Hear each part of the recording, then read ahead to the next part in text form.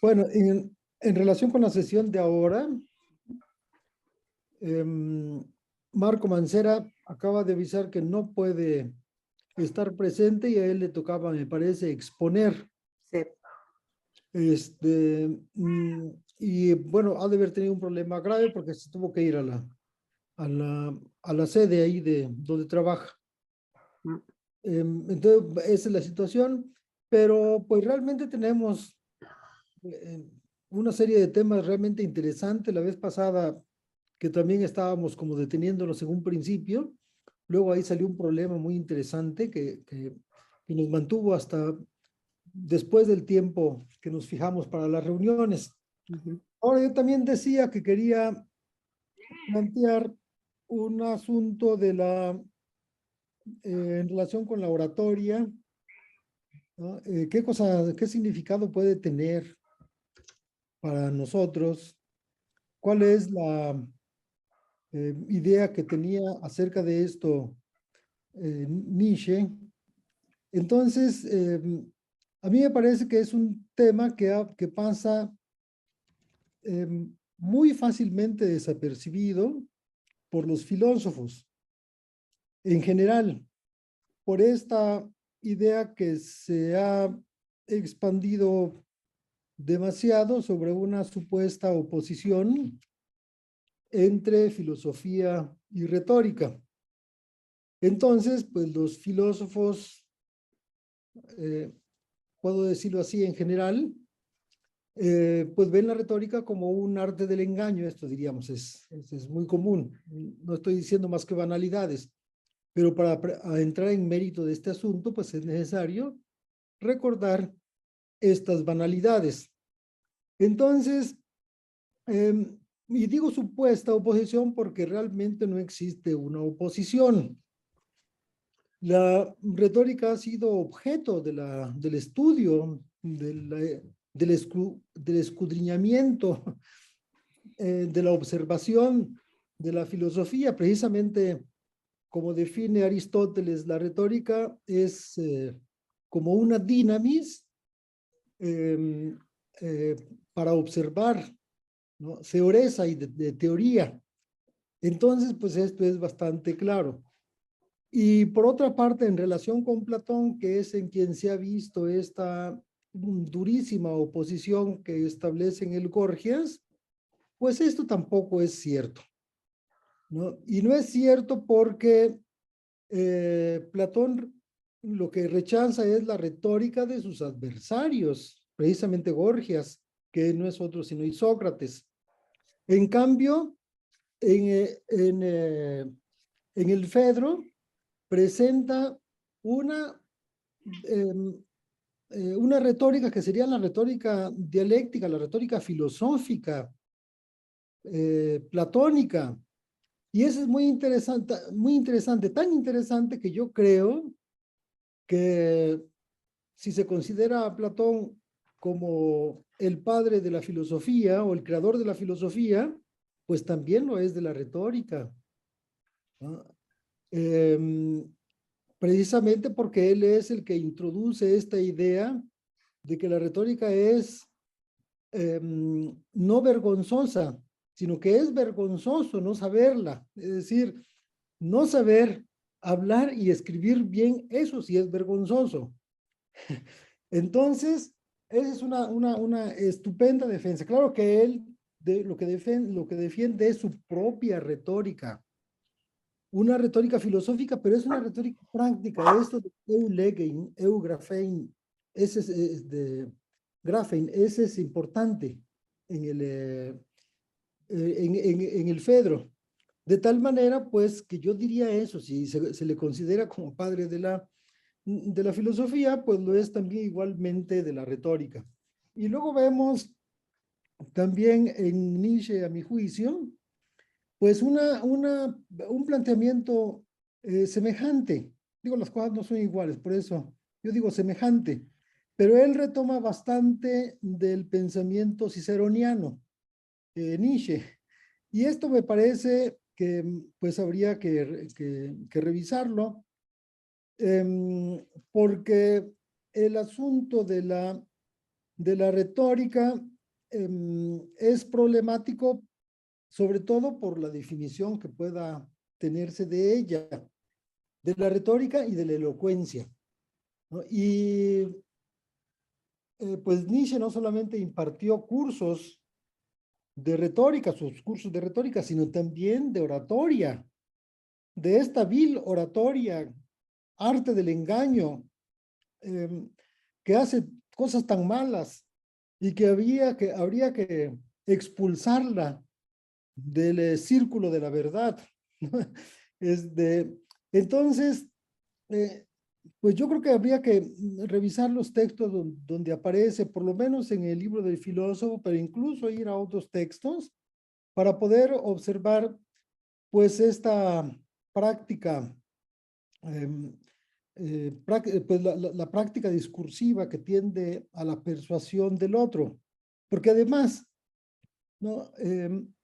Para lo que estamos haciendo, pues eso resulta fundamental. La alteridad y la exclusión, pues bueno, viene precisamente también por lo del discurso, y sobre eso ustedes saben, pues una gran cantidad de cuestiones, ¿no? Y el discurso está ahí y va a estar, y no podemos, pues, obviarlo. Y la exclusión, pues, se da fundamentalmente mediante la práctica discursiva. Y digo fundamentalmente porque lo demás también creo que depende de las prácticas discursivas, porque van creando una cierta, eh, eh, pues una cierta imagen de unos y de otros, de los buenos y de los malos. Pues bueno, entonces es un manejo retórico. Entonces aquí, pues siempre hay buenos y hay malos y no hay intermedios.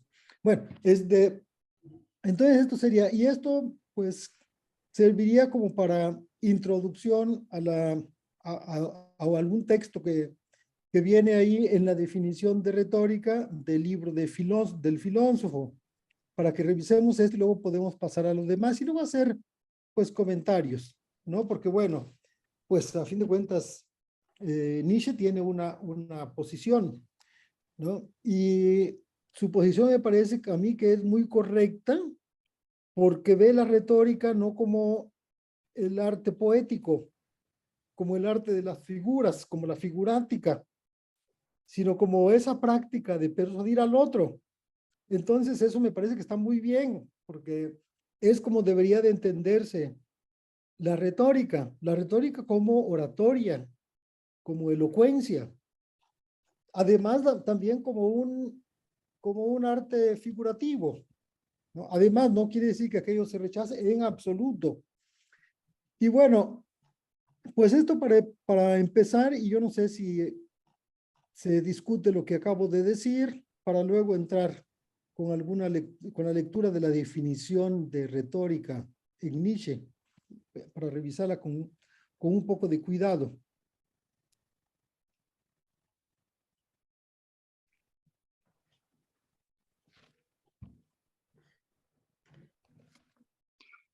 Concuerdo con Gerardo que la historia que nos han contado en las humanidades y en particular en la filosofía de la oposición antagónica entre el pensamiento filosófico y el pensamiento retórico merece la pena de ponerse en cuestión, porque ciertamente implica primero una definición de filosofía y luego una definición de retórica que no necesariamente son excluyentes de otras maneras, no solo de definir la retórica o la filosofía, el pensamiento o el lenguaje, sino de llevarlos a cabo. O sea, la parte práctica, la parte pragmática, cómo se hace retórica o cómo se hace filosofía, en general quedan fuera de las definiciones y es lo que podemos ver marcado a lo largo de todo el pensamiento nietzscheano, una preocupación por el hacer del lenguaje. Y es desde yo diría, ni siquiera el hacer, sino los haceres del lenguaje, todo lo que el lenguaje hace. Y hace no únicamente de una manera emocional, de una manera pasional, porque así es como en algunos momentos se redujo la idea de la persuasión. Se suponía que la persuasión únicamente va hacia las emociones. Y en ese sentido, mucha gente decía que el pensamiento nietzscheano era insuficiente porque se había dedicado a la persuasión. Solo que Nietzsche no entiende la persuasión de esta manera reductivista, ¿no? De esta manera simplista, sino que lo que va a ver son los haceres del lenguaje y del discurso. Y esos haceres van mucho más allá que la mera persuasión entendida como una práctica dirigida hacia las emociones de todo tipo. Y que eso es una de las, a mí me parece, virtudes del pensamiento nietzscheano. La dificultad del pensamiento nietzscheano en este sentido es que no se da únicamente en un libro, hay que perseguirlo todo a lo largo de su producción. Una producción que en realidad se siguen acumulando textos que están volviendo a ser editados y sobre todo volviendo a ser traducidos, porque durante mucho tiempo la traducción iba en contra del propio pensamiento nietzscheano, era una traducción que empobrecía el pensamiento nietzscheano. Y cuando últimamente que están sacando todos los textos póstumos, los que él no pudo producir, no pudo editar, ¿no? No pudo corregir, etc. Ahí tenemos una posibilidad enorme de lectura para ir no completando una teoría de la retórica o del lenguaje o del efecto del lenguaje y los usos del lenguaje en los cuerpos y en la relación entre los cuerpos, lo cual implicaría una posibilidad de lectura, diríamos, política. Yo prefiero llamarle de otra manera, pero bueno, creo que Nietzsche, al igual que muchos autores de la tradición retórica, hay una propuesta donde podríamos utilizar la expresión moderna gramsciana de hegemonía como el uso del lenguaje para lo social, para lo histórico, para lo político, para lo colectivo, que no implica necesariamente un reduccionismo hacia una idea muy empobrecida de persuasión, la idea de que la persuasión persuade almas, persuade emociones, y no cómo consigues, por ejemplo, orientar una discusión en una asamblea, cómo llevas a proponer, cómo debates y sobre todo cómo criticas. Porque aquí la cuestión importante es que no se nos debe olvidar que en la historia de la retórica hay una historia de la teoría crítica que en general no se quiere reconocer y que se lo debemos a la historia de la retórica. Y que en la actualidad los únicos que han rescatado, o sea, últimamente digo, y a raíz de una especie de relación cooperativa entre varias universidades que están intentando rescatar la teoría crítica, quien lo propuso por primera vez fue Judith Butler, y ahí la idea es darnos cuenta que más allá de lo que haya planteado Foucault como una posible historia de la crítica, hay otras historias de la crítica. Y ahí está, sin duda, la mayor parte de los que dejaron textos sobre retórica y que la practicaron, y practicaron una lectura, una interpretación, una manera de utilizar el lenguaje donde se reconocía esa fuerza del lenguaje para hacer cosas. Para hacer cosas, por supuesto, con el lenguaje, pero no únicamente, ¿no?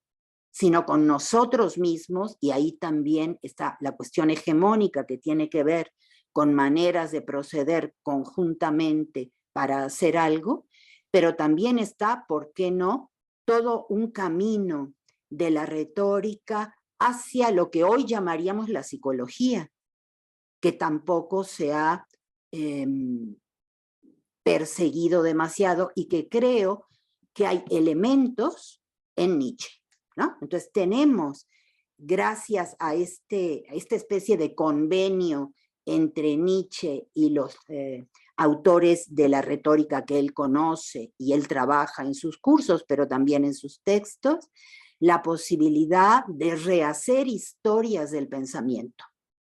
En principio del pensamiento europeo, sin duda, del pensamiento occidental, pero yo aspiraría a que no fuera únicamente el pensamiento europeo, sino que lo pudiéramos extender a otros ámbitos de pensamiento y ahí ver estas opciones interesantes de las cuales, o a las cuales Nietzsche se refiere, pero claro, de una manera, como les diré, un poco fragmentaria. Quizá la palabra no sea la adecuada, pero fragmentaria me refiero que en tal texto, en tal carta, ¿sí?, en tal indicación que dejó por escrito, vamos a ir viendo elementos importantísimos donde la retórica no es únicamente un tratado sobre la persuasión, las emociones y cómo construir un mundo a partir de esta persuasión, digamos, sino que creo que en Nietzsche podríamos perseguir buscando los haceres, sus propios haceres retóricos, y lo vimos en el caso de la operación irónica, la sesión pasada que discutimos esto, y en otras sesiones conjuntas que también hemos discutido en otras operaciones, vemos en Nietzsche esta propuesta práctica, es decir, no solo lo dice, lo lleva a cabo, lo realiza, donde la retórica nos permite un acercamiento mucho más profundo, no solo al convencimiento y a la persuasión, sino a otras maneras de proceder de la retórica, que amplían la posibilidad, sobre todo contemporánea, de seguir luchando para que se reintroduzca la retórica en áreas de la educación a las cuales hace mucho tiempo no lo hacía, es decir, durante mucho tiempo las propuestas de nuevas teorías educativas y demás dejaron a la retórica fuera, y que sería interesante que lo planteáramos no solo a nivel universitario, sino en la prepa, por ejemplo, incluso en la secundaria. Yo recuerdo que la retórica la trabajé en secundaria, por supuesto, no en México, como una manera de interpretación de textos poéticos, sobre todo, de textos literarios y de textos poéticos. Y a mí me abrió un mundo súper importante de posibilidades de pensamiento, y noto que cuando vine a México y cuando me acerqué a los otros planes de estudio y demás, lo que se estaba haciendo con los distintos cambios en la educación era cercenar las posibilidades de introducir la retórica como una propuesta de lectura, de interpretación muy activa, muy propositiva de los mundos humanos, ¿no? Del mundo político, del mundo ético, sin duda, ¿no? Por supuesto, de los mundos estéticos, pero también de otros ámbitos, vamos a llamarle así, culturales o de pensamiento y prácticos, incluidas las artes, por supuesto.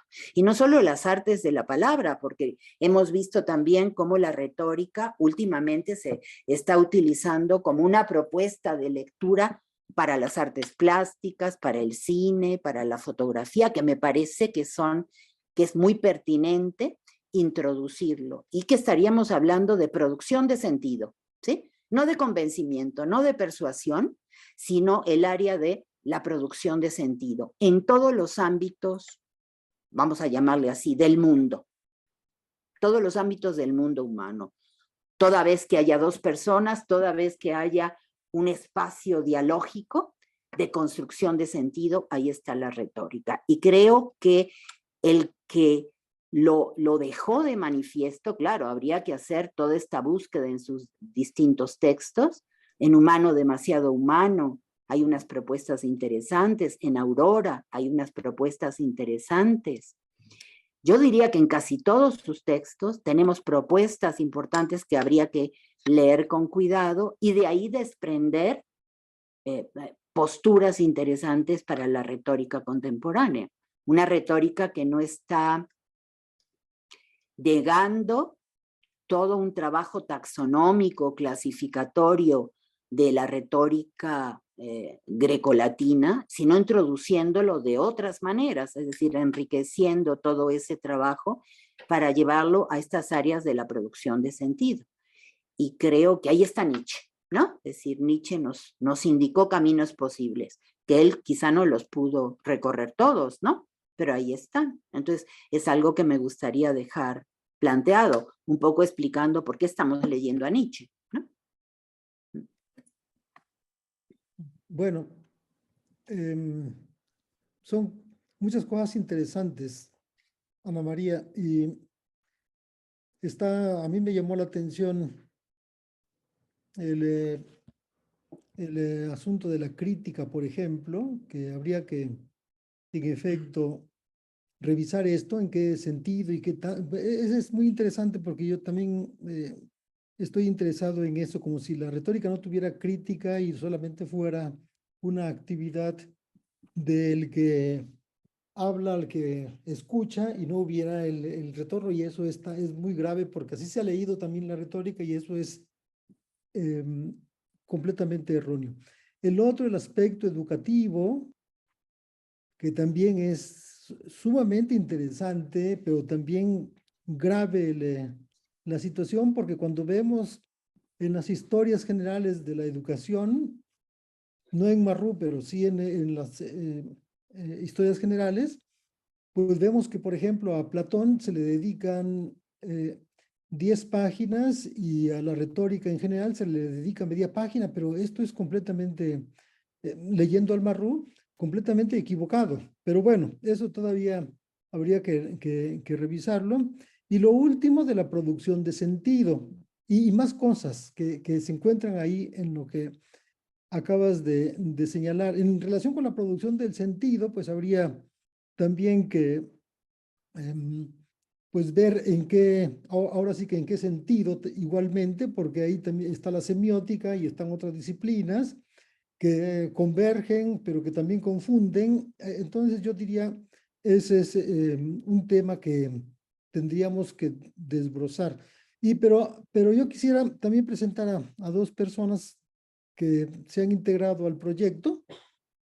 Una es la alumna Dana Gaitán, que se encuentra presente y que pues va a estar trabajando con nosotros para que ustedes la conozcan. Es muy simpática y nos va a echar mucho la mano.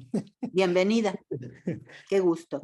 Y otro es el querido colega Ricardo Pérez Martínez, que es investigador de filológicas del Centro de Poética.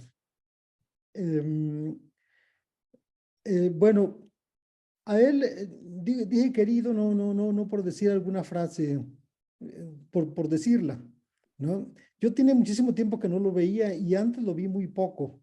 Lo que pasa es que él llegó con la doctora Elena Beristain y me acuerdo muy bien de él, aun cuando lo vi unas cuantas veces. Entonces él llegó ahí y estuvo poco tiempo y luego le dieron una beca para que se fuera a estudiar a Francia. Y ya luego regresó, él es de Oaxaca y regresó y se integró después de, obviamente, hacer otras actividades al instituto. Entonces ahí está con nosotros. No sé si Ricardo quisiera decir alguna cosa. Perdón por este. Muchas gracias, Gerardo. Bueno, agradecer a todos también. Pues, no sé, poder integrarme a ese seminario. Disculpen si hay inestabilidad en la conexión. Estoy en el instituto y ya saben que la conexión es un poco mala aquí en Filológicas, o al menos la que me comparten. Bueno, agradecer, espero poder aprender con todos ustedes. eh, y bueno, feliz también de ver rostros conocidos bueno, que fueron mis profesores, Ana María, y bueno, me gustaría también comentar algunas cosas, pero muchas gracias. Pues muy bien, eso es entonces un excursus. Y si quieren, bueno, si quieren hacerle alguna pregunta, es a Danae o a Ricardo, y si no, pues continuamos. Sí, Yo quiero nada más recordarles a todos y sobre todo por esta dificultad de comunicación que hemos tenido, que no todos están en el grupo de alteridades, exclusiones del grupo Google, ¿no? Porque ahí se mandó hace ya algún tiempo esta invitación a que como grupo interdisciplinario participáramos en el Congreso del próximo año de retórica. Y Erika y yo habíamos propuesto 2 mesas. Una para mostrar lo que estamos trabajando en estas sesiones, sobre todo interdisciplinarias, pero sobre todo para que quienes estén trabajando por esta área puedan participar, que el título es el mismo título de nuestro seminario de Papit, ¿no? Es decir, las relaciones entre la retórica y la filosofía para pensar el discurso. Entonces, que no se nos olvide, porque la última vez que Erika recordó esto, creo que todos iban a la segunda mesa. La segunda mesa es más bien para alteridad y exclusiones, porque son los temas de género que nos han interesado mucho, lo cual está bien, y también lo podemos hacer desde la retórica, pero la otra creo que está desprotegida. Entonces, con estos compañeros, y en particular a Danae no la conozco todavía, pero en cuanto hable la voy a conocer sin duda, pero que Ricardo también se pueda integrar a esta mesa con alguna propuesta que él esté trabajando desde su línea de investigación, sin duda, y que puede enriquecer también lo que vamos a mostrar un poco hacia afuera, ¿no? O sea, vamos a mostrar lo que hemos estado trabajando, lo que aquí se ha discutido, etcétera, ¿no? Entonces, invitarlos a los dos, por supuesto, a Danae, yo no sé qué está trabajando ella particularmente, pero recuerden que esa invitación a la mesa porque podríamos plantear que es el Papit el que presenta estas 2 mesas y otra más u otras más que ustedes como retóricos quieran introducir, que eso quizá no quedó claro. Nosotros planteábamos 2 mesas de 4 personas cada una, pero se vale meter otras mesas y plantearlas, si quieren, como planteamiento del Papit, ¿no? Es decir, de nuestro proyecto interdisciplinario, que no estaría nada mal para que vean que hay un poco de todo, ¿no? Que no es solo desde cierto tratamiento de la retórica o cierto tratamiento de la filosofía, sino desde distintos lugares. Entonces, esto sería interesante. Ténganlo presente porque en el mes de septiembre se vence nos vamos a candidatear, digamos, para ver si nos permiten esas mesas. Entonces, Ricardo y Danae también son bienvenidos, por supuesto. Y todos los retóricos que hacen, perdón, no crean que es grosería, es que entre nosotros, yo así les llamo, los retóricos y es que nosotros, que somos los de la alteridad. Ya nos llamamos a nosotros mismos retóricos.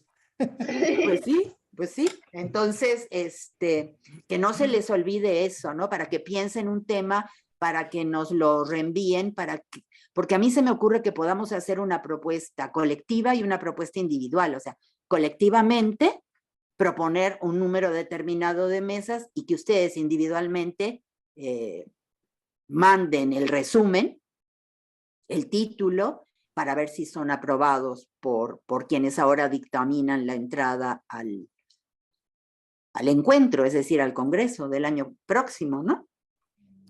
Entonces no se les olvide, perdón, es que quería también invitarlos a ellos, ya que se están integrando, que si tienen algo escrito, que quieren ir puliendo y demás, por supuesto. ¿No? es que Ok. había comentado con Erika también que viéramos esto ahora para pues invitarlos a que se inscriban en estas mesas. En efecto, pueden ser también otras. Pero sí quería hacer una observación, porque las jornadas de retórica del próximo año tienen como tema central retórica y periodismo, Sí.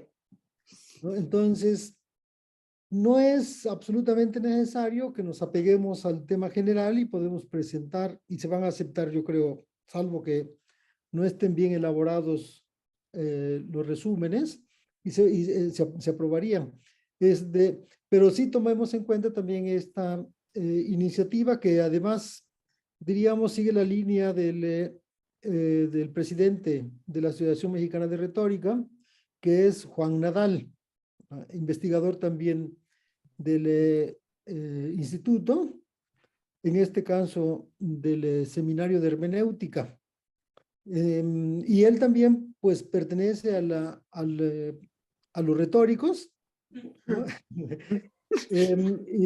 Pero yo no sé si le enviaste la invitación. Es que hemos tenido problemas, pero le vamos a decir para que pueda también estar presente como parte del grupo en general.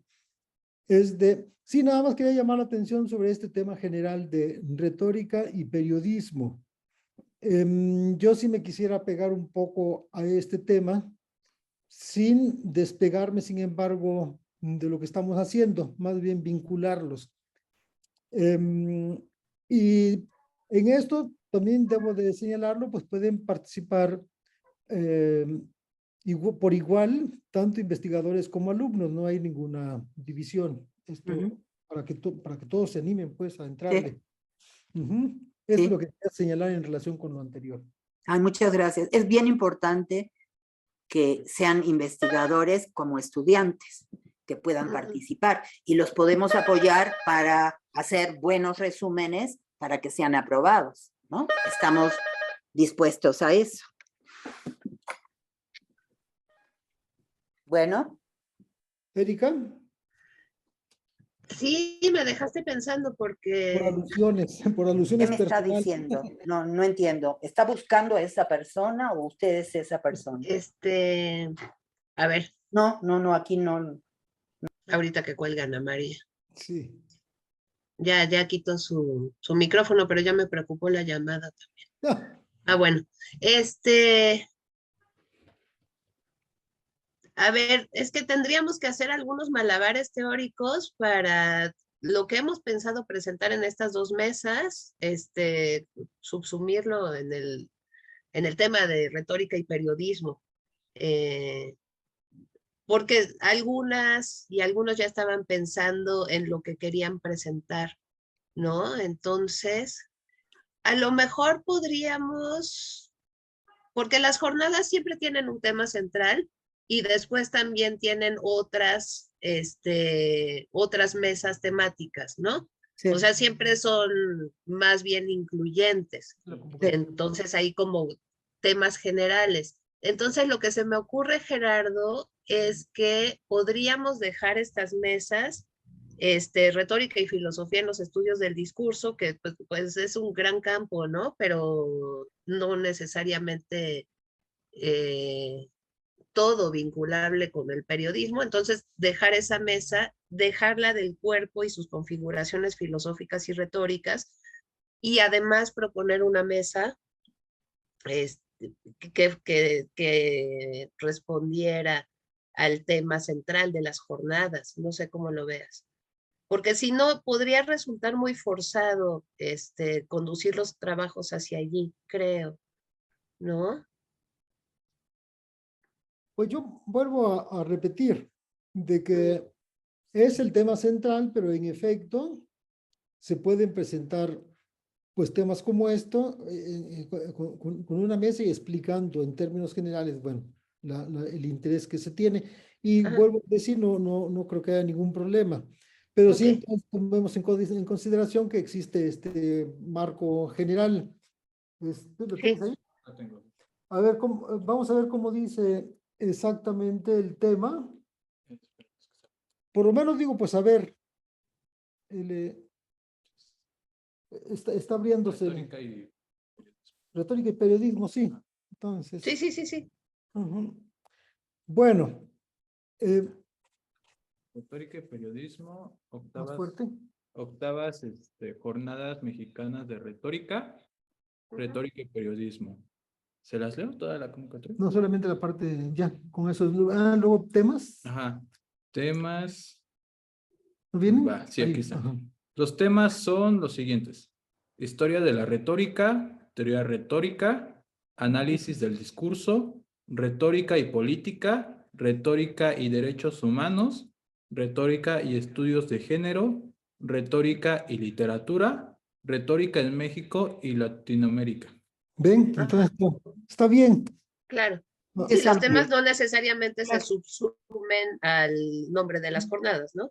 pero podemos vincularlo con el segundo o el quinto tema que vienen ahí, que tiene vinculación con lo que estamos haciendo, ¿no? Claro. No digo, no hay problema, pero sí tengamos presente eso para entonces tomar uno de esos temas secundarios. Y Claro, está- claro. Ujú. Ujú. Bueno, entonces así resolvemos este asunto. Ahora, a mí me gustaría también que hubiera, pues, una mesas que no solo fueran de alteridad y exclusiones, sino que también de los retóricos. Esto para vincular, pero sí ya depende propiamente de nosotros, de podernos vincular. Yo me vincularía, por ejemplo, con lo del cuerpo, ¿no? Que Ujú. es lo que he estado trabajando. Sí. Y buscando, bueno, en este caso, pues a partir de los filósofos antiguos fundamentalmente. Ujú. Entonces, esto podría ser mi contribución. Mm. Porque sí, también necesitamos que nuestro proyecto vaya, metiéndose en las diferentes líneas, ¿no? Que estamos siguiendo, y no solamente seguir cada quien con lo suyo, por un lado y por el otro, y nada más viéndonos de lejecitos, como ha parecido a los que hicieron los dictámenes, y no es exactamente así, vamos, sí, hay una vinculación bastante clara como la que estamos haciendo en este seminario, ¿no? Este seminario es una muestra de que hacemos las cosas en conjunto, no como lo han visto quienes hicieron ese dictamen, que bueno, hay que atenderlo de cualquier forma. Esto es, y muchísimas Ujú. gracias. Ujú. ¿Por qué no, Gerardo, nos proponen uno o dos, entonces, nombres de mesas? Y así podemos también participar en cualquiera de las propuestas, ¿no? ¿Qué te parece? Estupendo. Sí, Porque entonces, para oye, cuerpo, ya hay 4 participantes interesadas, nos han estado respondiendo los mensajes y tú 5 también. Y bueno, y eso no es ningún problema, se pueden proponer 2 mesas, ¿no? ese es Pero, problema. 2 mesas, sí, está bien. Ujú. este, pero bueno, también a partir de sus propuestas, nosotros podemos ponernos a pensar y elaborar algo. Preguntaba Billy López, y bueno, yo entiendo que sí se puede en un congreso participar en 2 mesas distintas. También, o sea, si alguien estuviera interesada o interesado, podría hacerlo, ¿no? Inscribirse y participar con 2 ponencias también. Entonces, Seguro. Ujú. No sé si pagaría doble, no, no es cierto. ahora, me acabo de meter al grupo de alteridad y exclusiones y me dice que tanto Carla como Gerardo ya son miembros del grupo, deberían estar recibiendo los correos. Ricardo no, pero les tienen que llegar correos que digan de alteridad y exclusiones. Ya me llegó. Ok. No, mi problema había sido solamente cómo integrarme a esta reunión. Ujú. Ajá. Ya. Bueno, Y este fue intermedio, bien, intermedio organizativo. Está muy bien. pues si quieren, Bienvenido y bienvenida. sí, procedemos a la lectura esta de la definición de retórica. Ujú. Espérame tantito, yo quería, perdón, sí. quería participar a raíz de lo que tú dijiste, pero también de lo que dijo Ana María, nada más para indicar dos grandes vertientes de la crítica, a propósito de lo que tú dijiste y también de lo que dijo Ana María. Una primera, cuando dijiste y muy acertadamente que Platón es el padre de la filosofía y también de la retórica, sin lugar a dudas también es el padre de la figura del padre. Cómo se trabaja desde la deconstrucción, ¿no? Particularmente quienes hemos leído a Derrida y La farmacia de Platón y otros textos, sobre una lectura política de la apropiación del discurso, de la palabra, o sea, del derecho a la palabra, del derecho a la verdad y también de la institución de las disciplinas, ¿no? Ahí hay una crítica, o sea, un trabajo crítico muy importante sobre la apropiación de las fuerzas del discurso y al mismo tiempo sobre la imposibilidad de la apropiación de estas fuerzas, ¿no? Que interviene en las discusiones entre retórica y filosofía, y también de crítica de género, o de lo que se ha llamado el falogocentrismo, ¿no? Nada más para señalarla, nos hemos dedicado a esta crítica, algunas de nosotras. Una segunda que tiene que ver con ya sea la oposición o la delimitación disciplinar, pero la estricta delimitación disciplinar de la retórica y de la filosofía, y también las políticas de los discursos y las políticas de la verdad que están implicadas en esta oposición. Ana María marcaba uno de los que a mi entender es de los momentos más importantes de esta delimitación, cuando se ha dicho que la retórica, históricamente me refiero a la historia de Occidente, la retórica se ocupa como arte de la persuasión, o su ámbito de trabajo, vamos a decir, es el de las emociones o el de los sentimientos, y en un sentido moderno, ¿no? Sobre todo, como opuestas al ámbito de la razón, que sería el ámbito filosófico, ¿no? O sea, lo que las relaciones entre retórica y filosofía intervienen en los momentos críticos son estas oposiciones o estas delimitaciones disciplinares. La otra muy importante es la oposición, que no siempre fue oposición, entre lo verdadero y lo verosímil. Entonces, siendo el ámbito de la retórica, el ámbito de la verosimilitud, y el ámbito de la filosofía, el de la verdad, cuando éstas se oponen, ¿no? Ni siquiera en Aristóteles se oponen. Por ejemplo, ¿no? Compete, dice Aristóteles, a la misma facultad juzgar lo verdadero que lo verosímil. Entonces, la historia de las relaciones entre retórica y filosofía también puede ser la historia de estas delimitaciones, determinaciones u oposiciones, y las fuerzas, vamos a decir, que alimentan estas tomas de postura, que siempre son además formas de apropiación de la autoridad, ¿no? Entonces lo dejo ahí señalado nada más. Muy bien, muy bien. Pues no sé qué procedemos. Sí, sí, decías Gerardo que tienes ahí a la mano la definición. Sí, entonces necesito habilitación. Que me habiliten Alejandro. a presentar.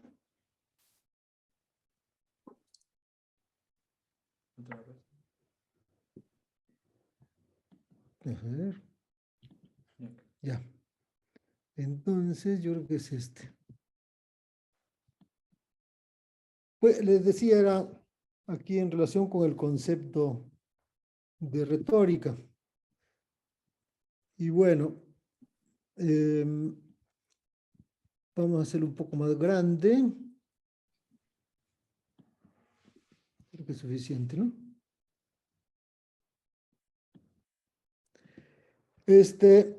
Entonces,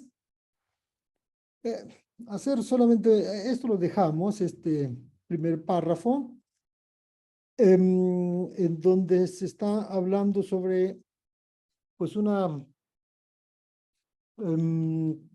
algo que distingue a la antigüedad de la época moderna. Y esto lleva también a esta práctica más, yo diría, crítica, hermenéutica, de los modernos, más de análisis que de creación, de elaboración de textos, como había dicho en relación con Platón, porque eran ambas cosas, pero se ha detenido más en esta función observadora que en la función creativa del discurso. Entonces, el asunto viene después, dejen ver.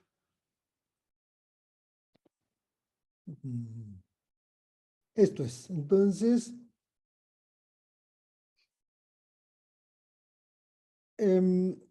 y me refiero a esta parte que viene aquí solamente y una palabra más adelante. Bueno, tal vez debería de leerlo todo. Si luego es necesario, pues lo haré. Pero lo que me interesa es esto. Esto requiere, se está refiriendo pues al Fedro precisamente, ¿no? Entonces aquí tenemos en Fedro 239 y siguientes, se exige al orador que, apoyándose en la dialéctica, yo digo no tanto que se exige, ¿no? Él está haciendo un planteamiento, pero bueno, apoyándose en la dialéctica, adquiera conceptos claros sobre las cosas a fin de poderlos introducir con entero conocimiento en la exposición retórica. No, aquí no dice retórica, yo lo estoy agregando. Debe mantenerse en el ámbito, eso también es importante en Platón, en el ámbito de la verdad para dominar también lo verosímil. Aquí sí existe esa oposición entre verdad y verosímil. Y apresar a sus oyentes con el lazo de la ilusión. Más adelante se le exige saber excitar la pasión, ¿no? De sus oyentes para así dominarlos. Y como lo señalaba pues Ana María, ¿no? Entonces aquí tenemos esta parte que es fundamental. Bueno, esto requiere, yo agregaría aquí el asunto del etos, ¿no? Que se traduce como carácter, pero eso es algo un poco diferente, tiene un matiz particular. Y bueno, pues el ethos es, diríamos, esta forma de comportamiento que el orador expresa en su discurso para dar una imagen, pues sí, una imagen de sí mismo en cuanto a su comportamiento. Bueno, a fin, en este caso, muy específicamente, pues de persuadir. Y de aquí pues luego viene el desarrollo de la retórica literaria, que también fue pues se extendió mucho, fue muy importante, muy interesante. El asunto de la creación de caracteres, por ejemplo, la esopoía, que esto se vincula pues directamente con la poética, con la literatura. Bien, esto requiere de un conocimiento exacto del alma humana y del efecto que los diversos tipos de discurso producen sobre la sensibilidad. Y esto viene en buena medida en el segundo libro de la retórica de Aristóteles. En consecuencia, la formación de un verdadero arte de la oratoria presupone una preparación muy amplia y profunda. No es solamente crear un texto. El hecho de que la misión del orador consiste en persuadir a sus oyentes apoyándose en lo verosímil no modifica en nada estos presupuestos. Entonces, este es el asunto que a mí me llama la atención o quiero señalarlo. Esto sigue muy de cerca lo que dice Cicerón, ¿no? Que el arte retórico, en este caso arte de la oratoria, pero entendidos ambos, bueno, lo mismo. No es un arte de cómo elaborar un discurso, cómo crear, cómo producir un discurso que pueda causar efectos en sus destinatarios, efectos de diferente género, entre los cuales estarían los efectos persuasivos.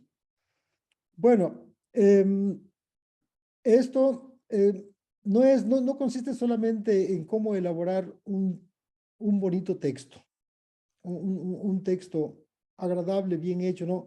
Esto requiere aquí está viéndose de un conocimiento profundo del alma, pero no solamente eso, sino también hay una serie de conocimientos técnicos propiamente, técnicos de técnica jurídica en su origen, ¿ah?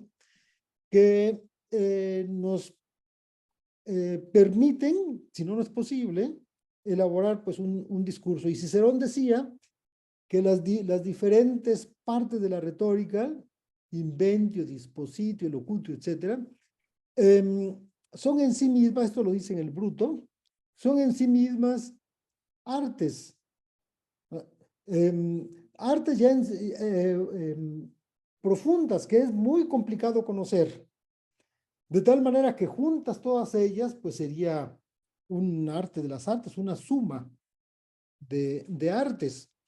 Entonces, la complejidad, señalaba Cicerón, pues es demasiado grande como para que la pueda abarcar una persona.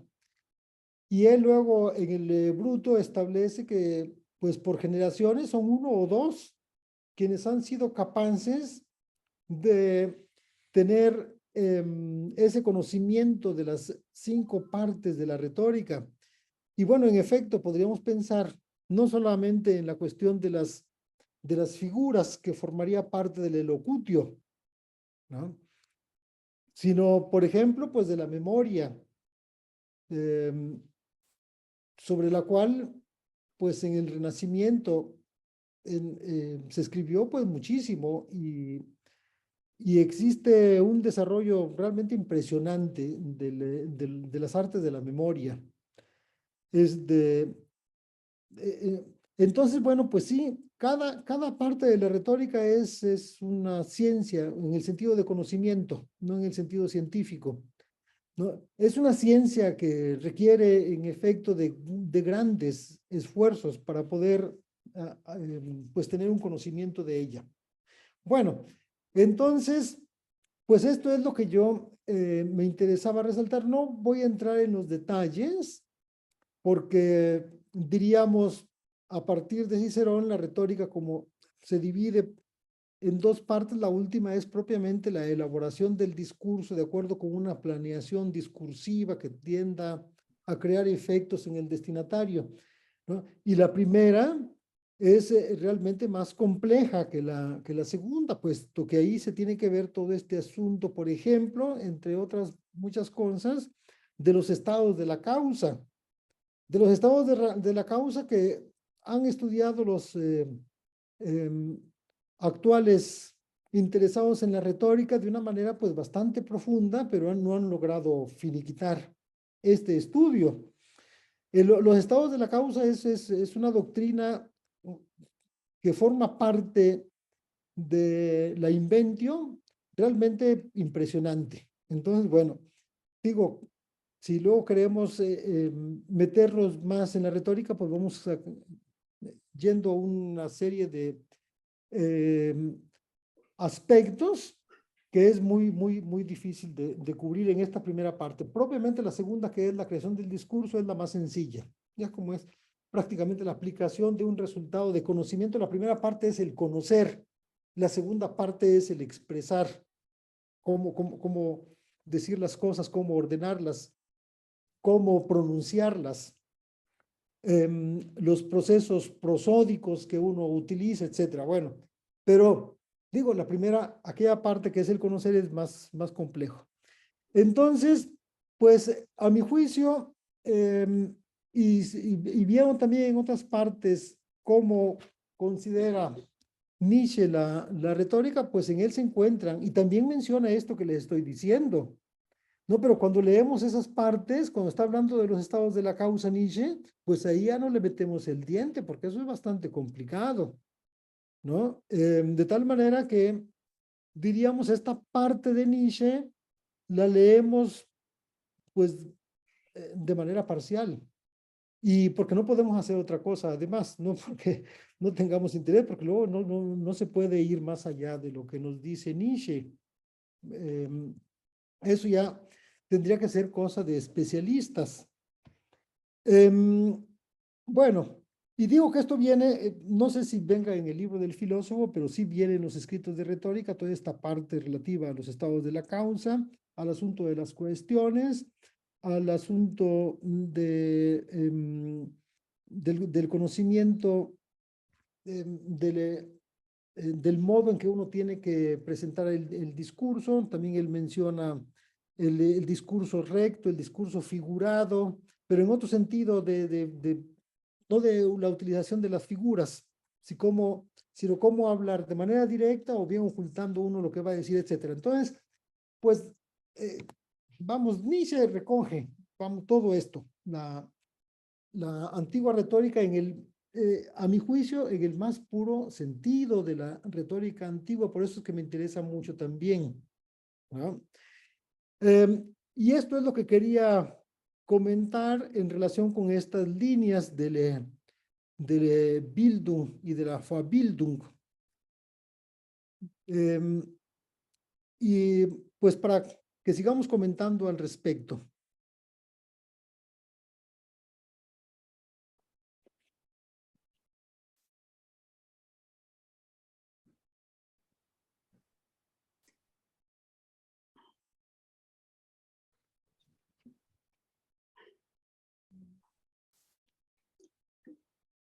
Si quieren, podríamos ir al asunto de los estados de la causa o alguna otra cosa que podría interesar en relación con lo anterior.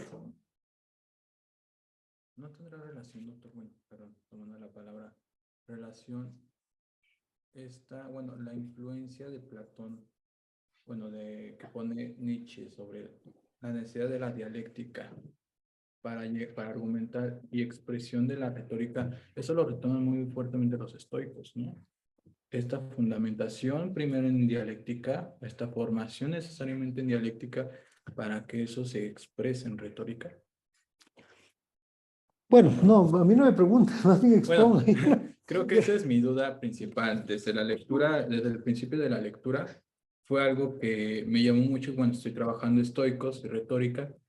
Entonces, sí he encontrado de verdad mucha relación. Esa forma de que los estoicos toman primero a la dialéctica como formación en argumentación, formación lógica, para que ese conocimiento, esa formación se exprese en retórica al momento de discernir, al momento de hablar.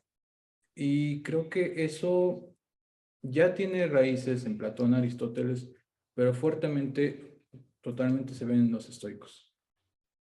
Creo que esa es mi visión. Lourdes. Sí, gracias. Bueno, me surgió una pregunta que no sé si estoy entendiendo bien o no.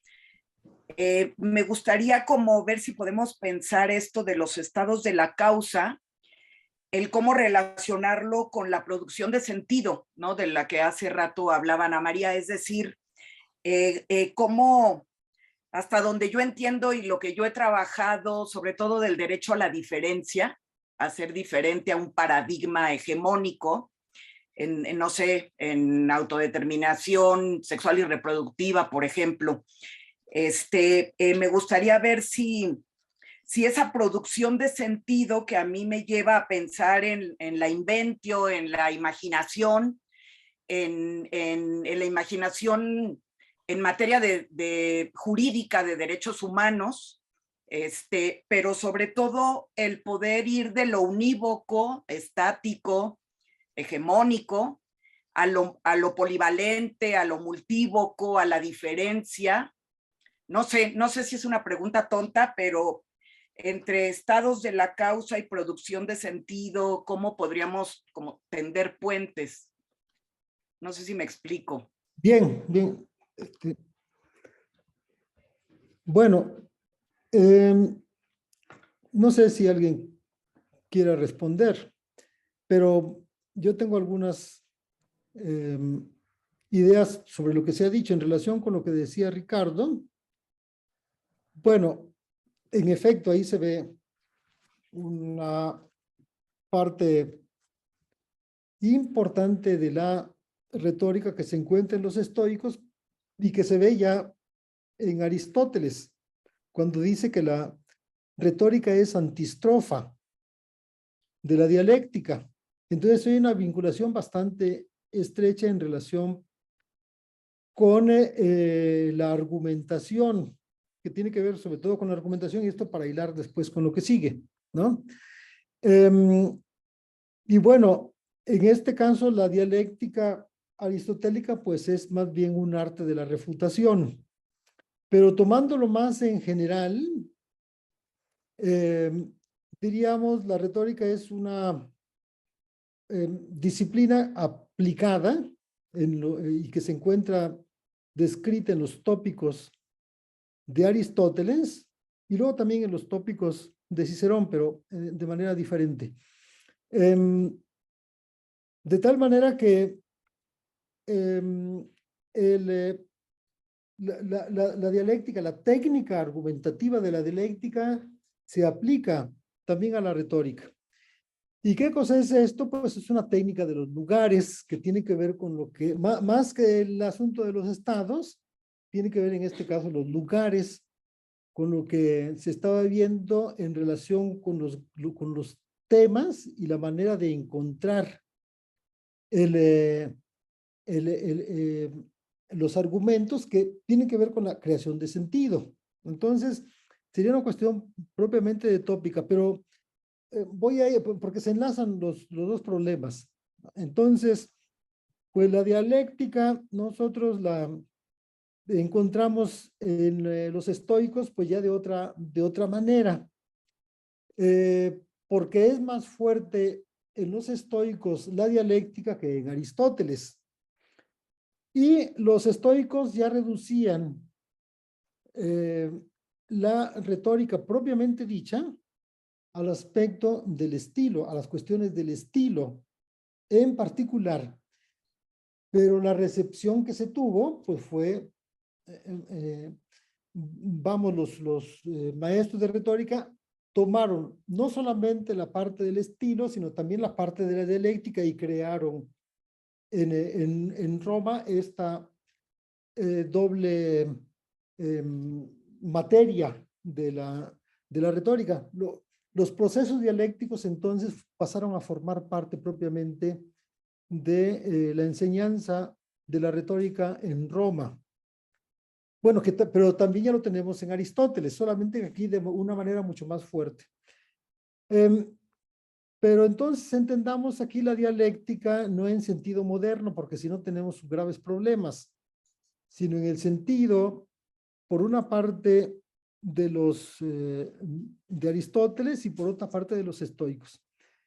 ¿Y qué cosa es en Aristóteles? Bueno, pues en Aristóteles, como ya señalaba en el arte de argumentar, es refutar mediante endoxa, mediante opiniones, porque uno piensa en la dialéctica como si fuera este proceso para encontrar la verdad con base en, pues, por decirlo así, en la ley de la negación, y de ahí luego se llega a una conclusión, vamos, ¿no? Y en este caso no, porque se basa en lo verosímil igualmente, en los endoxa, que son opiniones generalmente compartidas. No se basa en verdades, en Aristóteles. Pero esto ya cambia en los estoicos, ¿no? En los estoicos, por eso también fueron recogidos por una corriente fuerte en Roma, porque tiene que ver más con lo verdadero que en Aristóteles, ¿no? Este es el asunto. Entonces tiene que ver con los estoicos no se iban a meter con lo verosímil, ¿no? Entonces van más directamente vinculados con lo verdadero, pero son dos dialécticas diferentes a fin de cuentas. Ahora, en relación con los problemas, la creación de sentido y el material discursivo, pues esto se encuentra propiamente en esta tópica de la persona. Hay dos tópicas, una tópica de la persona y una tópica de la cosa, ¿no? Y entonces, pues en este caso encontramos el asunto empieza con patria, natio, aetas y llega al sexus, ¿no? Pero es bastante limitada, ciertamente, en la retórica antigua, esta parte del sexus, porque, bueno, es una época no solamente, diríamos, esclavista, ¿no? Es una sociedad no solamente esclavista, sino también sumamente excluyente de la mujer, y ahí había pues problemas muy diferentes a los que nosotros tenemos. Las matronas eran aquellas, las matronas muy respetables y respetadas, eran aquellas que sobre todo no decían nada. Este es el asunto. Y esto predominó, vamos, hasta hace algunas décadas, no es una cosa que solamente se reduzca a la época antigua, y todavía existe en este momento, pues, no sé, habría que hacer una valoración de esto. Pero entonces ahí se encuentra, diríamos, en esta parte, a mi juicio, estos procesos en relación con el sexo femenino, con el sexo masculino, pues sí, vamos, ahí estaría colocada esta propiamente cuestión de la creación de sentido. Y yo no sé, Lourdes, si pudiera abundar en alguna parte de lo que he dicho.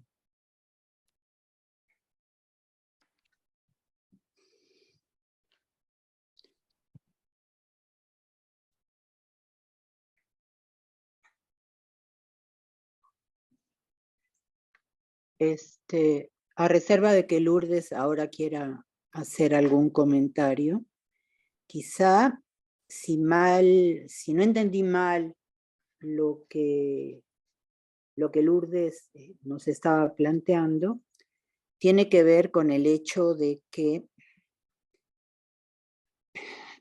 tanto en el pensamiento antiguo como, y de manera muy decisiva luego en la época medieval y demás, en las humanidades, es decir, en la filosofía, para no separarla tampoco de la retórica, la idea es que el sentido con el cual nos manejamos, el sentido que le damos a las cosas, incluso la premisa, que es un supuesto que debería demostrarse de que todo tiene sentido,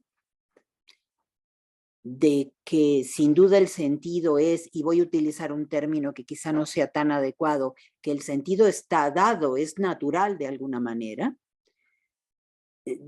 A partir de la interrogante de Lourdes, era un poco, creo yo, que lo que tú querías, Lourdes, era situar la posibilidad de que se rompiera el autoritarismo en la producción del sentido, ¿no? Por ejemplo, cuando Gerardo comenta que la antigüedad es claramente esclavista y que además insiste que la esclavitud es natural, que nos está dada, ¿no? Y también el patriarcado, y por lo tanto el hecho de que las mujeres no van a tomar la palabra, bueno, un poco lo que intentaríamos mostrar es que a partir de las mismas prácticas retóricas, y lo estoy planteando de manera muy general, se podría vislumbrar la posibilidad de poner en cuestión este autoritarismo del sentido, es decir, como que el sentido está dado de manera natural y no como que podemos proponer otras maneras de producción del sentido, es decir, no solo ubicar nuestra argumentación en los grandes temas, motivos, en los grandes lugares de lo que es aceptado, porque eso sería acomodar la argumentación siguiendo el registro del discurso autoritario, que nos dice cómo, desde dónde, con qué efectos, y un poco la cuestión para las mujeres, y por supuesto estamos hablando de las mujeres siempre, pero en particular en la época moderna, que han aprendido y se han decidido a tomar la palabra, es poner en cuestión todos esos lugares del discurso que en definitiva consideramos que son mentirosos y que han sido propuestos para dejar a las mujeres calladas, ¿no? La cuestión del cuerpo, la cuestión de la sexualidad, la cuestión de la naturalidad de los cuerpos de las mujeres. No sé si iba por ahí, Lourdes, un poco tu preocupación, es decir, no a partir de un sentido dado, que para mí sería autoritario siempre, o en tus términos, patriarcal, ¿no? Por ejemplo, y que tiene que ver con todo el mito de la construcción del mundo, ¿no? Como el pensamiento médico de la antigüedad, etcétera, etcétera. Ahí vemos en acción, en ese tipo de discurso, sin duda, estos lugares que se consideran no tocables desde otros puntos de vista, por ejemplo, el punto de vista de las mujeres, ¿no? Y un poco lo que nos interesa es plantear la producción del sentido rompiendo la idea de que el sentido está dado de una vez y para siempre y que no podemos modificar esos lugares del discurso, ¿no? Con todos los efectos que acarrean. El primero, ya que fue mencionado aquí por Gerardo, el hecho de que las mujeres no pudieran tomar la palabra de manera individual y tampoco de manera colectiva, ¿no? Excepto en algunas circunstancias rituales, por ejemplo, donde se les permitía tomar la palabra, pero siempre respondiendo a una formación autoritaria del sentido. Y ahora nos estamos acercando, o desde la modernidad, nos estamos acercando a estas otras posibilidades. No sé si iba por ahí, Lourdes. Sí, justo iba por ahí. Estaba pensando como en el devenir de los diversos, de la producción de diversos sentidos de lo humano, no sé, pensando en la diferencia, en el derecho a la diferencia, de ese sentido, como dices, autoritario, de que está dado de una vez y para siempre, ¿no? Cerrado. O falogocéntrico, como decía Erika, Ajá. refiriéndose a Derrida, ¿no? Sí. Frente a un pensamiento falogocéntrico, un pensamiento que proponga construir de otra manera el sentido. Por ejemplo, fíjense, una cuestión que a mí me parece interesante es plantear que el sentido no tiene que producirse desde una cabeza, digamos, privilegiada, sino de procedimientos colectivos de producción de sentido, más cercanos a lo que hoy llamaríamos lo cultural, ¿no? Habría sentido, significados que son producidos culturalmente anónimos. No necesitamos al filósofo que nos diga la verdad, que recree el mundo como este lugar súper privilegiado en el pensamiento, por supuesto, de Platón, pero también de Aristóteles. Es decir, la figura del filósofo como aquel que sobre sus hombros tiene la responsabilidad no solo de la verdad, sino del sentido en general. Y uno diría, también hay producción de sentido colectivo. En el caso de las mujeres, en la modernidad, sin duda, ¿no? Procedimientos comunitarios que tienen que ver, vamos a plantear algo, con el cuerpo de las mujeres entendido biológicamente, médicamente, ¿no? Que las mujeres den cuenta de sus propios procederes físicos, por ejemplo, la maternidad, sin adoptar necesariamente posturas que reducen la maternidad a respuestas corporales muy mecánicas, ¿no? Y que las mujeres o algunos grupos de mujeres se han dado a esa tarea, lo que implicaría una propuesta crítica frente a la producción de sentido. Es decir, que los grupos, las comunidades culturales, sociales, éticas incluso, propongan sus propios sentidos. Y esto lo llevamos al terreno de la espiritualidad, al terreno de lo político y al terreno de lo ético, pero también de lo que hoy llamaríamos conocimiento o saberes, ¿no es cierto?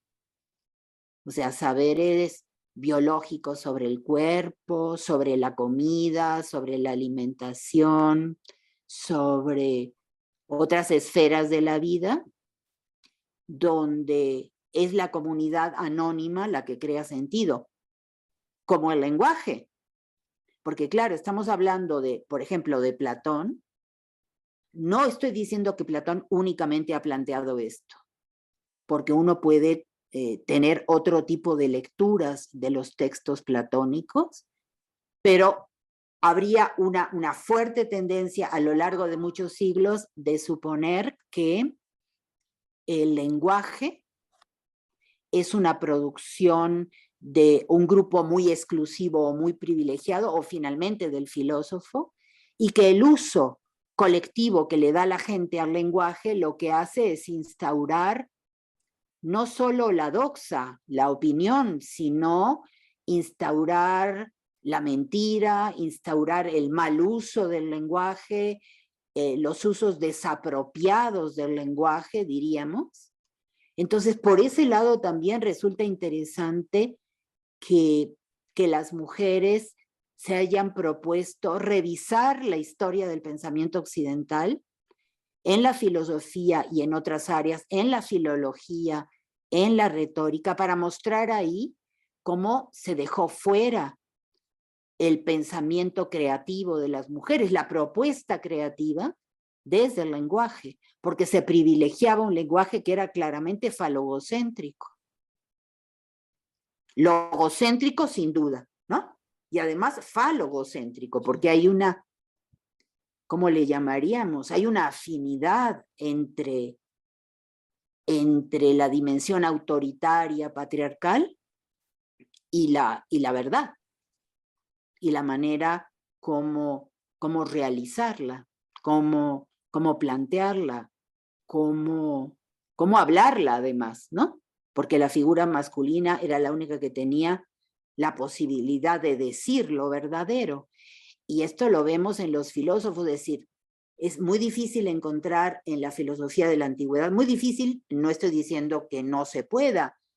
En los escritos teatrales podemos encontrar una propuesta crítica frente a esta forma de autoritarismo falogocéntrico, sin duda.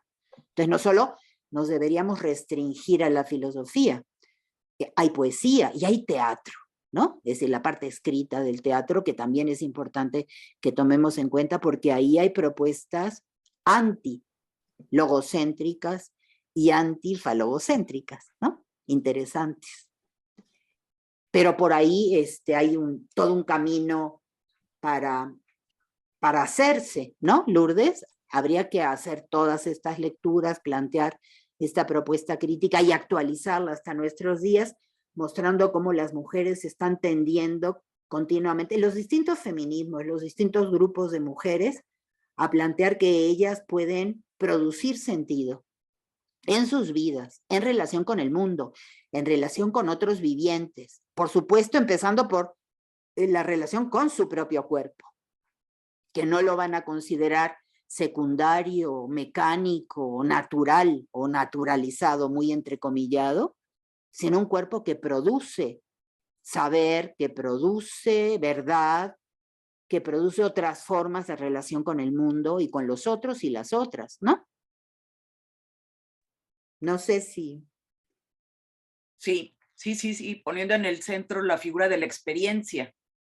Por ejemplo, pero que también esto sin duda tiene una repercusión interesante cuando las mujeres en la modernidad se han dedicado al derecho, ¿no? Y a ver en la práctica jurídica también un lugar desde donde elaborar una crítica contra los supuestos o los presupuestos logocentrados del pensamiento occidental, ¿no?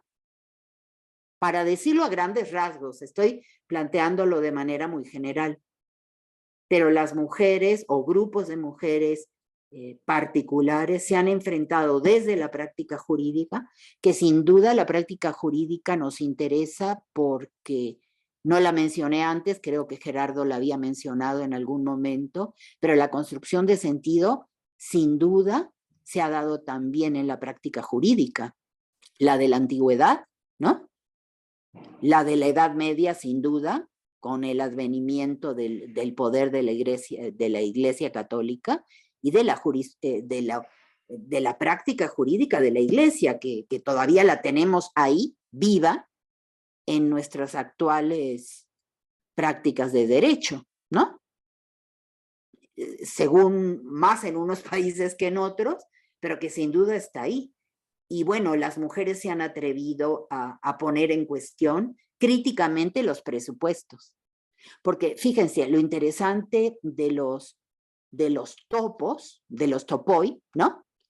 Es que no solo son autoritarios, implican el privilegio de la toma de la palabra falogocéntrica, implica también que nunca se analizó críticamente, porque yo creo que la crítica tiene que analizar esto, los efectos tanto políticos, sociales, incluso médicos, etcétera, de asumir que esos lugares son lugares naturales, que están dados de una vez y para siempre, es decir, que habría una especie de teología de los lugares detrás. O sea, esto está dado, digamos, cosmológicamente. Y de pronto las mujeres ponen en cuestión esto haciendo una lectura crítica de esto y de sus efectos, por supuesto, ¿no? Pero también poniendo de manifiesto que son presupuestos, que son supuestos, que no podemos partir de ellos como algo consabido, dado, que no se pueden someter a grandes interrogaciones o a propuestas problemáticas o a crítica, en pocas palabras, ¿no? Hay que aprender a poner en cuestión también. O sea, antes de argumentar, tenemos que aprender a poner en cuestión estos grandes supuestos y una vez limpio todo ese mundo de los lugares, por ejemplo, del discurso, entonces argumentar de otras maneras. No sé si por ahí, porque estamos hablando de manera muy general todos, ¿no? Pero creo que por ahí hay que ver lo que la modernidad le ha permitido, o sea, lo que en la modernidad las mujeres se han permitido a sí mismas, ¿no? Tomar la palabra para poner en cuestión, ¿no? Ciertos supuestos y por ahí. Y eso también tiene que ver con lo que trabajamos la sesión pasada, que tenía que ver con la ironía como operación, ¿no?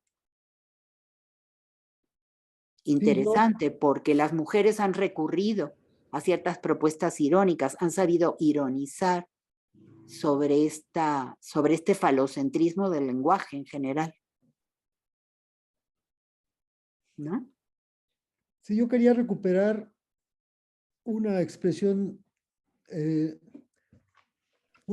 tuya, que me parece que es central. Y es esto de modificar los lugares del discurso. Es precisamente ahí donde se encuentra la respuesta a lo que, sobre lo que estamos tratando. Cuando yo hablaba de lugares, y eso sí, pues hacía falta decirlo, estaba hablando de lugares en el sentido de esta lectura que ha predominado, que es pues la lectura confirmativa, estoy tomando del término confirmativa, la lectura confirmativa, pero no la lectura refutativa. En realidad, en los lugares utópicos, que viene siendo lo mismo, topoi, es lo mismo, bueno, pues es precisamente ver estos lugares no solo como confirmativos, sino también como refutativos. Y ahí están también los ejemplos que puso Ana María, el asunto del teatro, ¿no? Aristófanes, por ejemplo, ¿no? Que presenta los discursos de las mujeres en las asambleas, etc. Entonces ahí hay toda una cosa interesantísima, aun cuando en esa época las mujeres propiamente pues no tenían derechos ciudadanos, sí tenían derechos, pero derechos ciudadanos estaban muy limitados, tenían algunos, pero siempre bajo la tutela, porque era tutela propiamente del hombre, ya sea el marido o fuera otro. Bueno, entonces ese es un ejemplo y otro ejemplo, pero yo lo veo bastante reducido para nuestra época, pues es de nuevo el de Gorgias en la defensa de Helena, ¿no? ¿Por qué? No tanto por la defensa en sí, sino por esta práctica de poner en tela de juicio los grandes paradigmas. En este caso, por ejemplo, la idea de que Helena era culpable de la guerra de Troya y los sufrimientos infinitos, etcétera, etcétera. Bueno, esto era un tópico que no se podía rechazar, tocar. Exacto. Entonces, y sin embargo, lo hace Gorgias como una práctica crítica del discurso en la antigüedad. Digo, no llegaba tanto por las mismas condiciones ideológicas, sociales de la época, pero sí presenta, diríamos, esta práctica refutativa de los grandes paradigmas. Esto es a lo que se dedicaba propiamente, pues, Gorgias, enseñar a sus discípulos cómo rechazar de que el ser existe y el no ser no existe, ¿no? Entonces yo creo que aun cuando no exista en efecto un trasfondo teórico, vamos, o existe pero no lo conocemos, existió pero no lo conocemos, de todos modos encontramos en estas muestras, como el elogio de Helena, pues esa actividad refutativa, porque los tópicos, los lugares no son solamente confirmativos, sino también refutativos. ¿Cómo refutar? Entonces yo pensaba, Gorgias, ¿cómo refutar esta idea falocéntrica o antropocéntrica, bueno, y también antropocéntrica? No. Pues bueno, ahí viene precisamente las muestras que él ofrece para realizarlo. Sí. Y además, más allá de lo que tú comentaste hace un instante, quizá no con los resultados que uno esperaría hacerlo en el presente, pero claro, lo que me parece interesante no solo son esos resultados, sino que lo que queda en evidencia, diríamos, es que se pueden refutar. Y yo creo que ese es el punto de partida de la crítica. Es decir, los valores, por ejemplo, lo que hoy llamaríamos los grandes valores humanos, que son lugares del discurso, por ejemplo, ¿no? Pueden ser puestos en cuestión. En ese sentido, nada es sagrado, lo cual me parece absolutamente necesario de reconocer. Nada es sagrado. Por eso decía, hay una cierta teología detrás de la idea de los lugares, porque aparentemente son intocables. Y un poco lo que ha mostrado, por supuesto, Gorgias, y yo diría la mayor parte de los retóricos, es que a nivel de práctica de lectura, todo esto se puede poner en cuestión. O sea, se puede refutar, lo que pone en evidencia que no son eternos, que no son universales. Y esto tiene una fuerza hoy, en la actualidad, no solo para la política, para la ética, para las luchas de los diversos, de los excluidos, sino al interior mismo de los saberes científicos. O sea, la posibilidad de que tú puedas poner en cuestión el mundo que has heredado cuando te metes a estudiar un saber científico determinado. Es decir, es posible poner en cuestión, ¿no?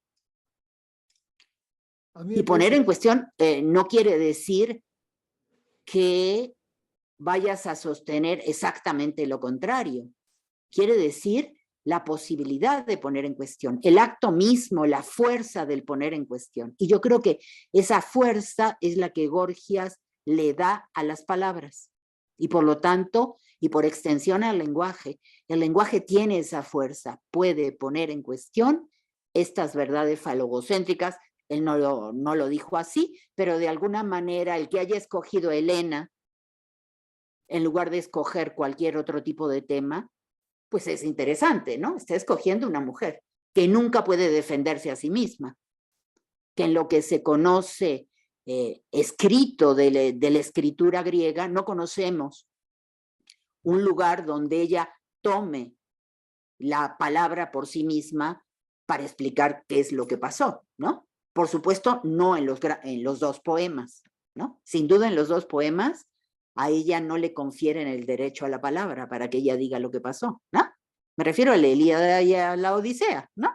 Ahí en ningún momento la mujer toma la palabra, excepto cuando estos temas son retrabajados por el teatro, ¿no? Quizá Eurípides, ¿no? Y quizá, es que en realidad en los dramaturgos que conocemos hay partes importantísimas donde este tipo de personajes a los cuales se les negaba la toma de la palabra,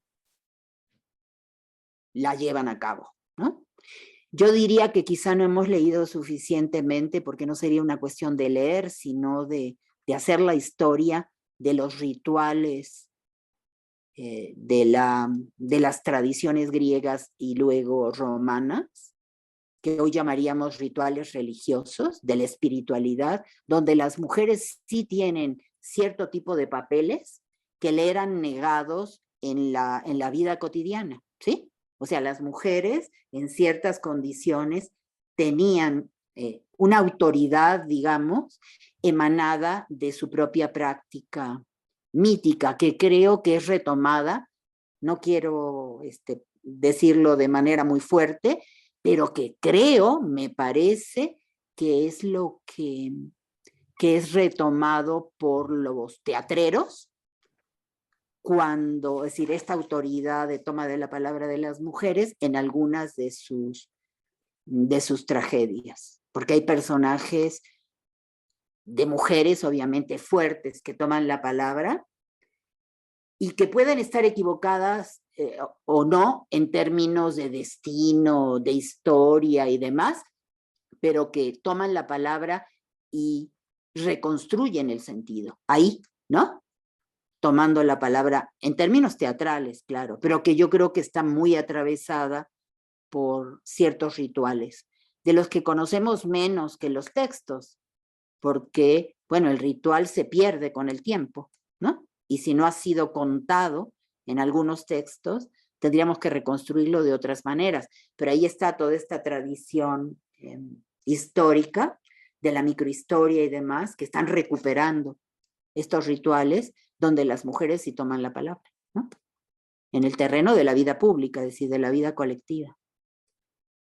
Y religiosa sobre todo. Interesante. Bueno, en fin, me callo. Quedamos que a la 1 acabábamos, porque ya nos pasamos un poco. Les pregunto, ¿eh? sí, sí, sí.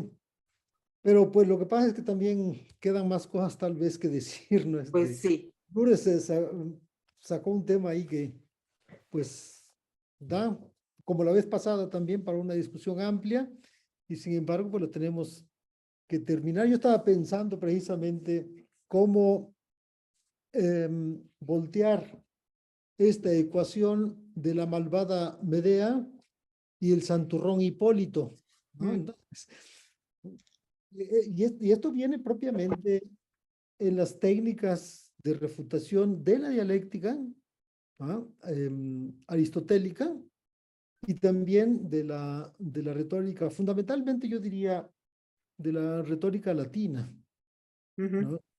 Entonces, pues yo creo que pues hemos dado con un punto sin como decía Ana María, sin profundizar en él, pero sí Una beta. una beta, pero también no solamente encontramos la beta, sino avanzamos un poquito, Ana María. Está muy bien. Bueno, Y, pues entonces quedamos, no se les olvide de escribirnos a todos para que sepamos quiénes quieren participar en el Congreso, ¿no? muy bien. Porque ya se puede empezar a trabajar ahora el resumen, las ideas y demás, aunque sea el año que viene, no dejar que pase el tiempo, porque el tiempo se nos viene encima rapidísimo. Pero yo no quisiera irme, sino si alguien tiene algo que decir, algún otro asunto en relación con esto mismo, alguna otra idea al respecto. Sí, claro. A mí me gustaría hacer un comentario, pero temo que no me oigan porque yo los escucho un poco mal por la cuestión de la conexión. ¿Me escuchan? Bien, bien. Más o Sí, menos. no, Ok, perfecto. espero que no se trabe mucho. Salió muchos temas y muchos de ellos me tocan, ¿no? Porque, bueno, se vinculan con lo que yo he estudiado, hago, me interesa, ¿no? Desafortunadamente llegué un poquito a la ponencia de Ana María, pero retuve, creo que se refirió a los textos retóricos de Nietzsche, ¿no? En la mayor parte de su exposición. Y recuerdo y retuve también algunos temas que saca Nietzsche y que yo he estudiado, pero en el siglo XVII, por ejemplo, la del nomenclátor de las lenguas, ¿no? O el que da los nombres a las palabras, es un político, dice tanto Nietzsche como los que hacen la crítica del lenguaje en el siglo XVII. También, y bueno, parte de Nietzsche también del diagnóstico, el lenguaje está enfermo, ¿no? Que también podríamos decirlo ahora, ¿no? En la actualidad, podemos hacer ese diagnóstico, se podría discutir ese diagnóstico, ¿no? El lenguaje está enfermo, hay que hacer algo con el lenguaje. El siglo XVII también, dice eso. Pongo ejemplo que yo he estudiado, un polígrafo del 17, Caramuel, que dice, bueno, no podemos hacer mucha filosofía porque el lenguaje es equívoco, hay que buscar una lengua universal, ¿no? Bueno, y también Nietzsche, entonces, tiene ese diagnóstico. Y una cosa más curiosa en Nietzsche, en esos textos retóricos, me parece que es cuando habla, tal vez un poco en broma, de la lengua universal del superhombre, ¿no? Entonces, hay como toda una crítica, una búsqueda de una reforma de lenguaje. Bueno, todos esos temas, a mí, que yo he estudiado y que se acá Nietzsche, creo que y que, bueno, trajo Ana María, creo que se pueden, digamos, metafóricamente superponer, ¿no? En la actualidad también, ¿no? Claro, en el barroco, pues, el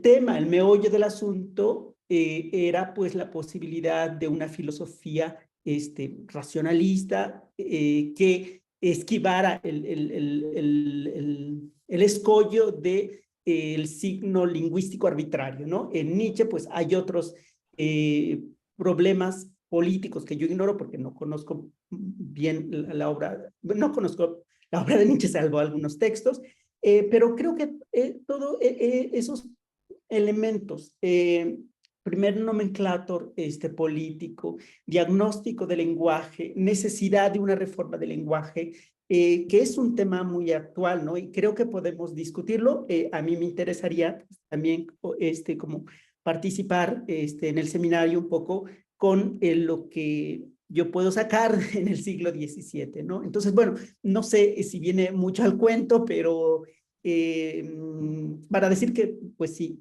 me quedaron muchas cosas de lo que se discutió aquí en esta reunión y muchas gracias por permitirme, pues, unirme al seminario. Gracias. Muy bien. Próxima sesión, Si nadie más tiene comentarios o preguntas, o se abrieron muchas discusiones interesantes, quedó pendiente el trabajo sobre cuerpo y sobre los textos de cuerpo también, entonces no sé cómo quieran organizarnos. Pues, pero por lo pronto pensar una fecha posible, ¿no? Ujú. Para ver si la tenemos libre o no. Como vamos a tener que hacer el informe para el proyecto, PAPIT, vamos a ocupar pues buena parte del mes, ¿no? Te convendría que fuera después, ¿o no? Yo creo que lo podemos continuar para el próximo mes sin ponernos tantos problemas, ¿no? Quedó pendiente lo de Marco. Sí. Entonces, También. bueno, vemos y tenemos los temas, pues, también que señalaba Erika. No sé, pues habría que decidir solamente sobre el tema, pero yo pienso que sí lo deberíamos de continuar. Yo creo que eso es la actividad, vamos a decir, más vinculante para los dictaminadores del proyecto, ¿no? Que mostrarles ese trabajo que se está haciendo, y yo creo que también incluso, pues habría que hacer minutas de las reuniones para ver, porque si no, bueno, pues sí habla uno, dice cosas interesantes. Ana María normalmente está planteando problemas, además de ver de vías de solución, pero yo siento que luego como que se pierde la información, se pierden las ideas, y si se pudiera hacer una minuta de lo que se va diciendo, sería, yo creo que más enriquecedor. Ujú. De manera, a ver qué les parece. Tanto Erika como tú mismo, Gerardo, tienen estudiantes dentro del proyecto, ¿no? Porque estoy pensando que como parte de su trabajo en el proyecto, podían darse a la tarea de ver las grabaciones, pensando que no todos tomamos nota cuando oímos cosas. A veces sí, pero a veces no. Entonces, para hacer una minuta se requiere que alguien esté tomando nota. Pero entonces, si tomas nota, no estás atento a la discusión, pero tenemos las grabaciones por suerte. Entonces, quizá los estudiantes podrían, y entonces Alejandro, podríamos ver lo que habíamos dicho. Erika y yo vamos a trabajar el martes próximo. Dana ya levantó la mano. Y entonces lo que podemos hacer ahí es ponernos de acuerdo, comprar ¿Te acuerdas que quedamos, Erika, para tener todas las grabaciones? Sí, un Entonces, disco de teniendo las recuerdo. grabaciones, ¿no? Ujú. Si alguien nos apoya, las grabaciones están en el Classroom, porque yo las subo. Después de cada sesión, las subo y las tengo Ay, yo claro, en es mi que se me olvidó máquina. el Classroom, ahí están. Ahí están Claro. todas las grabaciones, Perdón, ahí yo las están. subo. Sí, está la grabación, están los chats y está el audio. Perfecto. Porque puede ser el video o solo estar escuchando el audio. Está las tres cosas. Subo las tres cosas: el chat, el video Perfecto. y el Perdón, audio. perdón. Qué Sí, bien. Y me todas están en atonté. Classroom. Y las tengo yo también en mi máquina, que yo decía, porque si le llegaba a pasar algo a mi máquina, Las tenemos aparte, claro. Ajá, exacto, resguardadas, ¿no? Sí. Solo por precaución, yo no tengo ningún problema en tenerlas, pero también después un día va a llegar a saturarse mi Ok. máquina, ¿no? Pues ahí lo tenemos. Entonces, si alguien quisiera apuntarse para escuchar, serían las de la reunión interdisciplinaria, ¿no? Y escuchar esas sesiones, no son tantas porque es una por mes, y sacar los puntos generales, y en todo caso se nos comunica a todos los demás y podemos, si alguien se acuerda de alguna particular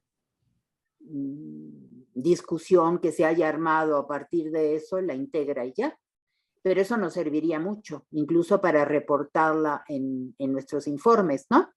Ujú. Del Muy PAPI. Como decía Dana, ella levantó la mano. Entonces, pues empezaría ella con la primera reunión. Y Y Naruto, también, aquí está Julián puedes dar Martínez, que es, Ajá. perdón, Gerardo, te interrumpí. No, no, Este, solamente para que le dieran la dirección para que pudiera entrar Danae y luego ya, era eso, sí, continúa. ok. Julián Martínez también está haciendo el servicio social, con el seminario Alteridad y Exclusiones, pero nos podrías echar la mano quizá también con alguna, Julián, o algunas. Sí, claro que sí, en la que crean que es más conveniente, yo con gusto les ayudo. Ok, muy bien. Yo diría que, ¿eh? Yo diría que Naruto les fuera asignando, ¿no? Para que no hubiera problemas. De esta manera tú sabrías, Naruto, cómo se van distribuyendo. Tienen fecha. Cuando subo la grabación, le pongo sesión de alteridad, seminario de alteridad de exclusiones y la fecha en la que se llevó a cabo la sesión. Por ejemplo, la doy, voy a subir 26 de agosto. No tienen título porque no tenemos título para las sesiones como tal. Y tampoco ahora me doy cuenta que tenemos dos, la de alteridad y la de retórica. Entonces no les he puesto. Entonces voy a empezar con esta para ponerle sesión de retórica. Entonces para que se empiecen a distinguir, pero están con fechas. Nada más hay que identificar qué sesiones son de cada fecha, pero yo no lo tengo. Ok. Y entonces, bueno, si Danae dijo que se puede hacer cargo de la primera, Julián se puede hacer cargo de la segunda. Perfecto. Y Ok, entonces ya las voy a distinguir, Ok, como retórica y como alteridad y exclusiones. Y Erika, Está ¿le puedes? Carla aquí, pero a Carla le podríamos pedir que también Sí, se hiciera que no cargo de vino hoy, una. que se haga Entonces, cargo de la tercera. Ujú. ujú, Y Virenka también quiere participar. Virenka sería de la cuarta entonces. Ándale. ok, Y muy ya bien. creo que son todas. Y Y nada están, más se desde que yo trataría he de que grabado, supieran el lugar, nuestro lugar, es decir, nuestro classroom, donde está todo subido. sí, desde que yo he grabado las he colocado en Classroom. Entonces Ok. están ahí todas en orden. De hecho, como no hay nada más en Classroom, porque igual creo que a nadie nos gusta mucho, no hay están todas como ordenaditas, todas ahí como ordenaditas. Okay. Ahora, para que yo las agregue al Classroom, a Virenka y a Danae, déjenme ponerles mi correo electrónico. Mándenme un correo, Gracias. por favor. Sí. Y las invito al grupo. Creo que es mejor si el correo es de Gmail, si es que tienen. Pero se puede admitir a gente que no, o sea, de otros dominios. A ver. Sí. Bueno, volviendo al día, ¿les parece bien el viernes 23 de septiembre o lo dejamos al 30? Yo digo viernes para seguir manteniendo el... Sí, pero 23 o 30. Ah, no. El 30, 23, 30. Mejor, ¿no? Entonces ya lo dejamos el 30, ok. Uh-huh. Y acordamos que vamos a trabajar específicamente, hay varios pendientes, ¿no? Bueno, está lo de Marco, vamos a ponerlo. Lo de Marco, hemos dejado algunos pendientes de la sesión pasada que mucho tenía que ver con la noción de ironía, que por supuesto no la agotamos, ni mucho menos, es inagotable, y las que surgieron el día de hoy. Ajá. Y hay otra cosa, porque los resúmenes, o sea, las propuestas para las participaciones en las jornadas vencen justamente a finales de septiembre. Entonces, habíamos nosotras propuesto en Alteridad y Exclusiones que si hay personas que quieren asesoría para hacer sus resúmenes, títulos y demás, podemos asignar algunas sesiones y extiendo la invitación también al grupo de retórica. ¿no? Eso tendríamos que hacer ahí reuniones más pequeñas o específicas para trabajar eso y para que tengamos las propuestas hechas a tiempo, ¿no? Para echarle la mano a todo mundo, para que todos tengan resúmenes que sean aceptados, ¿no? Sí, bien, bien, muy bien. También, bueno, Tal vez habría que poner la fecha, yo diría, en 15 días, que ya tuvieran los estudiantes los resúmenes para que luego los tuvieran tiempo para pues, corregirlos en su caso. sí. Ándale, De un viernes. 2 semanas, ok. Bueno, muy bien, ajá. Y nos ¿Listo? comunicamos por correo electrónico, entonces. Sí. Sí. Bueno, en eso quedamos entonces. Perfecto. Pues, Sí, un gusto verlos. Sería el 9 de la reunión. Ah, Erika. ok, ¿De acuerdo? ok. Ok, Sí. muy bien. Sale pues, que la pasen muy bien.